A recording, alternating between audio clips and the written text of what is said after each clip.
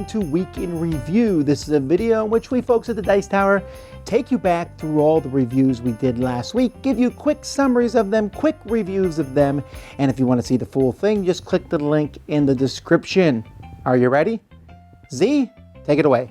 Hey everybody. Last week I reviewed three things. I reviewed Zug und Zug Deutschland, which is a Ticket to Ride Markland variant published only in Germany and sort of cleaned up, different look, simplified. It's a very nice game, especially a wonderful introductory game to the Ticket to Ride world. I also reviewed the expansion to that 1902, which adds in a passenger mechanism that the original Markland had, but it's a slightly different thing, and it's also really great. It gives you that extra thing. If you have played the base game and now want a little more complexity, really like that expansion, throw it right in.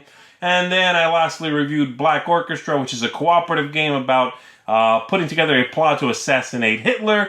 It's a good co-op game. It's a little long, and it's pretty swingy. There's a lot of dice rolling, and so you can have sort of sometimes there's wild swings of luck that you cannot control, but it is a solid game.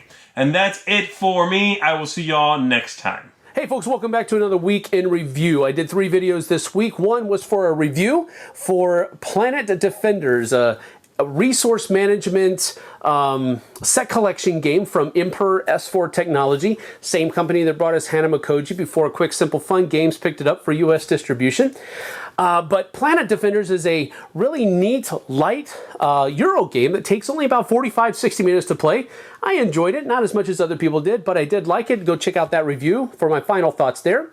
Then I also did compiled a whole bunch of different segments for the next episode of Throat Punch Lunch. Had a lot of really cool segments that are coming in, some new material that's coming into the picture as well. If you haven't checked out Throat Punch Lunch in a while, you're really doing yourself a disservice. I know I'm a little bit biased. It has improved over time. So there we go. Check that out as well. And finally, Rob and I were able to get back to doing battling brushes. We're starting Blood Bowl from Games Workshop now. And this week, I was able to take care of the Black Orc blockers, and Rob took care of the human linemen. So go check out that video. It's really cool to see the progress that's coming along there. Really great to be back in the saddle as far as that's concerned as well. Life just kind of happened. Nothing we could do about it, but we're back. So go check out Battling Brushes. And that's it from me. We'll see you guys on the flip side.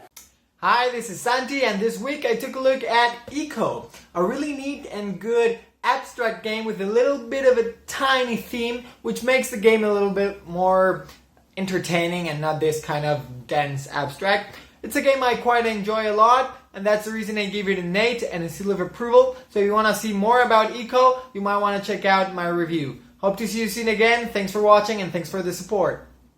Hey, Tacos here. This week I did Mystic Veil. This is kind of a deck building game, except you don't build the deck, you build the cards by having transparent things you put in a sleeve. It works very nice actually. Even though it's a theme, there is no theme, the game works very nice. So it is a nice recommendation for me, but check out the review for more details. So, see ya.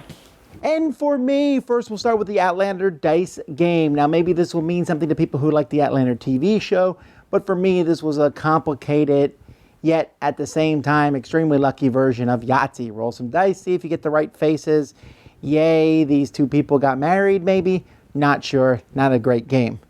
Monkey Butt. This is I might have been nicer to this if this wasn't the multiple iteration of a game where you get rid of cards from your hand or in front of you, but basically the first 75% of the game doesn't matter, and it's mostly luck. I guess you could say monkey butt multiple times.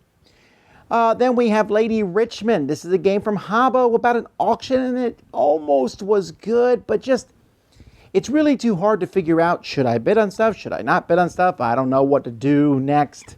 So, meh is the best thing I can say about that.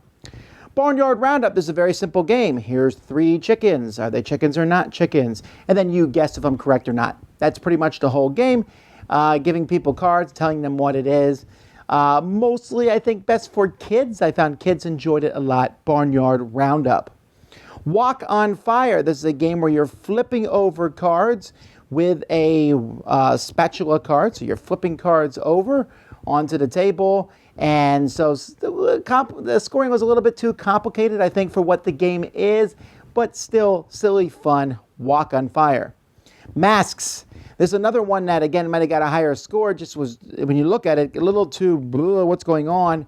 It could have been probably better as a board game. Graphic design not the best, but still interesting game where you're placing cards, you're drafting these cards and placing them on the table, trying to get coins and or resources. And then I looked at the Vikings Gone Wild expansion, Ragnarok. This takes the game and turns it into a cooperative game. Now, Vikings Gone Wild is an amazingly great game.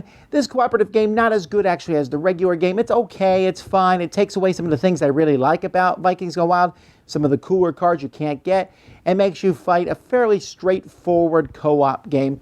It's not a bad game, it's fine. It's just not as good as the original game. And then Yokohama. This is one of those games that if you first saw it and saw me set it up, you would say, Tom is not going to like this game, and yet I did. It is a pile of stuff on the table, lots and lots of pieces, but Melanie and I both enjoyed it as you move your president worker around, picking up resources, turning them in, getting technologies, making yourself better. There's a lot of choice in this game, but there are a lot of fun, good choices. A really solid game, actually, in my collection, Yokohama. So those are the reviews that we did this week. Thanks so much for watching Week in Review. I'm Tom Vassell on the Dice Tower.